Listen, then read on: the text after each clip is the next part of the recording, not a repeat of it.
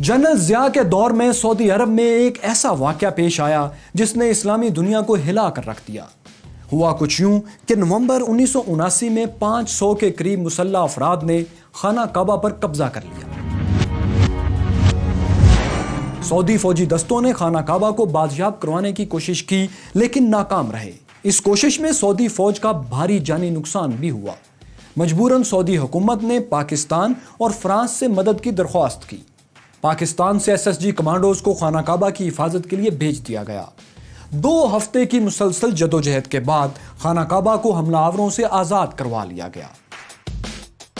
حملہ آوروں کے سربراہ جہمان کو 60 ساتھیوں سمیت زندہ پکڑا گیا۔ پاک فوج کی اس کامیاب کارروائی کے بعد سعودی عرب اور پاکستان میں دفاعی تعاون بہت بڑھ گیا۔ دوسری طرف مسلم دنیا میں ضیاء الحق کو ایک ہیرو کی طرح دیکھا جانے لگا۔ آج بھی اسلامی دنیا میں پاک فوج کو مقامات مقدسہ کی حفاظت کرنے والی فوج کے طور پر دیکھا جاتا ہے۔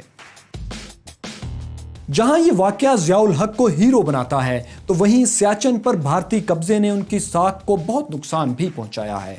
بلکہ جب بھارت نے سیاچن پر قبضہ کر لیا تو جنرل ضیاء کا یہ بیان سامنے آیا کہ سیاچن پر تو گھاس بھی نہیں اگتی۔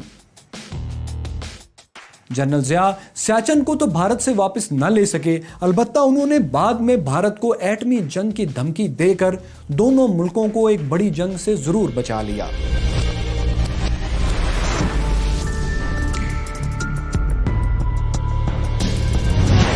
ہوا کچھ یوں کہ 1987 میں بھارت نے براسٹیک کے نام سے راجستھان میں جنگی مشقیں شروع کی۔ جنرل ضیاء کو خفیہ اطلاع ملی کہ بھارت ان مشقوں کی آڑ میں پاکستان پر حملہ آور ہونے والا ہے۔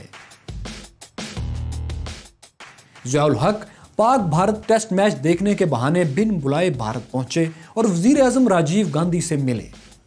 اس ملاقات میں انہوں نے بھارتی وزیر اعظم کو وارننگ دی کہ اگر بھارت نے جنگ شروع کی تو پاکستان جواب میں جوہری ہتھیار استعمال کرے گا۔ یہ دھمکی کام کر گئی اور راجیو گاندھی نے پاکستانی سرحدوں سے فوج پیچھے ہٹا لی۔ جنرل ضیاء کو آئین سے چڑ تھی۔ وہ کہا کرتے تھے کہ یہ 12 صفحات کا کتابچہ ہے جسے کسی بھی وقت پھاڑ کر پھینکا جا سکتا ہے۔ اسی لیے وہ آئین میں من مرضی کی ترمیم کرتے رہے تاکہ اقتدار پر ان کی گرفت دیر تک قائم رہے۔ انہوں نے دستور کی اسلامائزیشن کا سلسلہ شروع کیا۔ ان کے دور میں گلی محلوں میں نماز پڑھانے کے لیے صلاۃ کمیٹیاں قائم کی گئیں، بینک اکاؤنٹس سے زکوٰۃ کاٹی جانے لگی، عدالتوں میں قاضی مقرر کیے گئے، شرعی سزائیں نافذ ہوئیں، اسلامی نظریاتی کونسل، شریعت کورٹ اور رویت ہلال کمیٹی کا قیام بھی ضیاء الحق ہی کے کارنامے ہیں۔ انہی کے دور میں توہین مذہب پر موت کی سزا بھی مقرر ہوئی۔ جنرل ضیاء نے آرٹیکل 62-63 کو بھی آئین کا حصہ بنایا، جس کے تحت ہر رکن اسمبلی کا صادق اور امین ہونا لازمی قرار پایا۔ اسی شک کے تحت بعد میں ایک وزیر اعظم اور ایک وزیر خارجہ تا حیات نااہل ہوئے۔ جنرل ضیاء نے آئین میں 8ویں ترمیم کر کے 58(2)B کو شامل کیا۔ اس شک کے تحت صدر کو اسمبلیاں توڑنے کا اختیار مل گیا۔ دسمبر 1984 میں جنرل ضیاء نے ملک بھر میں ریفرنڈم بھی کروایا۔ اس ریفرنڈم میں لوگوں سے سوال کیا گیا کہ اگر وہ ملک میں اسلامی نظام چاہتے ہیں تو پھر ضیاء الحق اگلے 5 سال صدر رہیں گے۔ ریفرنڈم میں بچوں تک کو ووٹ ڈالنے کی اجازت تھی اور پھر جیسا کہ توقع تھی صدر ضیاء الحق 97.7% کی بھاری اکثریت سے یہ ریفرنڈم جیت گئے۔ کسی ستم ظریف نے اس ریفرنڈم پر ایک فقرہ کسا کہ جنرل ضیاء اسلام کے نام پر خود کو نافذ کرتے رہے۔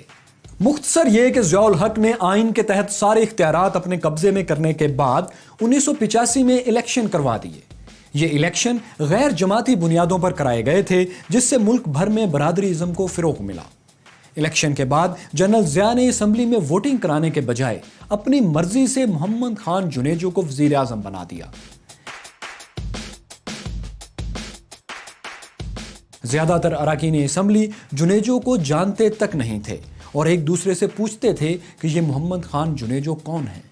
جنرل ضیاء کا خیال تھا کہ جنیجو ان کے دست نگر رہیں گے، لیکن ایسا نہ ہو سکا۔ جنیجو بہرحال ایک سیاستدان تھے اور خود کو عوام کے سامنے جواب دہ سمجھتے تھے۔ انہوں نے اختیارات کو اپنے کنٹرول میں لینے کی کوششیں شروع کر دی۔ آخری دنوں میں وہ کئی معاملات میں جنرل ضیاء سے مشورے بھی نہیں کرتے تھے۔ افغانستان سے روسی فوج کے انخلاء کے لیے جنیوا کنونشن کے معاہدے پر انہوں نے ضیاء سے مشورے کے بغیر ہی دستخط کر دیے۔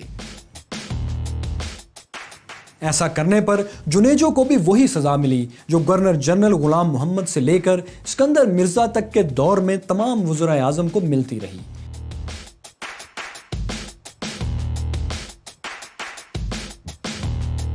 جنیجو کے اقدامات جب جنرل ضیاء کی برداشت سے باہر ہو گئے تو انہوں نے اپنی ہی آئینی ترمیم کے تحت پہلی بار 58(2)B کا اختیار استعمال کیا اور جنیجو کی حکومت برطرف کر دی۔ جنرل ضیاء نواز شریف کی سرپرستی کر رہے تھے جو اس وقت پنجاب حکومت میں وزیر اعلیٰ تھے۔ جب جنیجو کی حکومت برطرف کی گئی تو نواز شریف کو برطرف نہیں کیا گیا بلکہ انہیں نگران وزیر اعلیٰ کے طور پر برقرار رکھا گیا۔